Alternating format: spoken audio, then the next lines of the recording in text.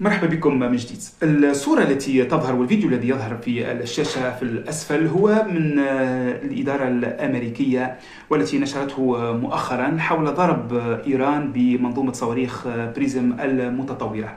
بعيدا الآن عن التوصيف التقني والتكنولوجي والعسكري لهذه الصواريخ، خلينا نشوف من أين انطلقت هذه الصواريخ، وهو المثير في هذا الفيديو. الأرض التي انطلقت منها صواريخ هي أرض صحراوي، وهذا واضح. إذا لم تنطلق صواريخ من بوارج حربية أمريكية في عرض البحر.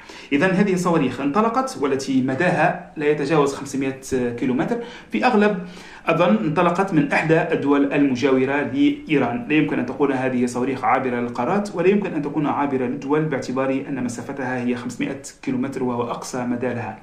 إذا انطلقت من إحدى دول المجاورة لإيران.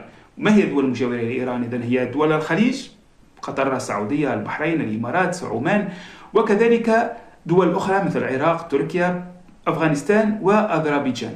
إذن بتحليل سريع حتى نعرف من هي الدول المتواطئة مع الولايات المتحدة الأمريكية في الحرب على إيران.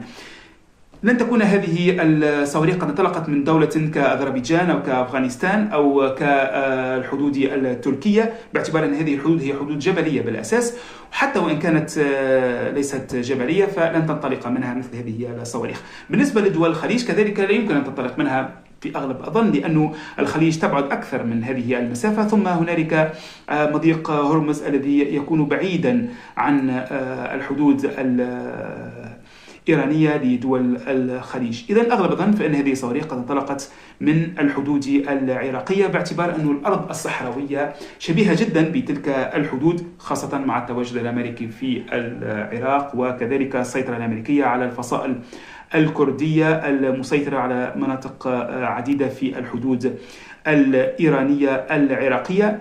فأغلب الظن أن هذه الصواريخ وهذا الفيديو قد صور في الحدود العراقية الإيرانية. ما يثير في هذا الموضوع هو تلك الدعوات التي تقول لماذا قامت إيران بضرب دول الخليج وبضرب الدول العربية أو القواعد العسكرية في تلك المناطق، لأنه بين ظفرين.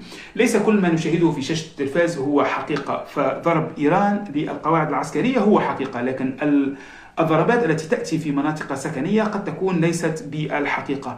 فهنا لعبة استخباراتية كبرى هي أكبر مما يمكن أن نتخيله نحن في مناطق أخرى. بخلاصة، الحديث عن أن القواعد العسكرية الأمريكية في الخليج وفي الدول العربية المحيطة بإيران هي مجرد قواعد لحماية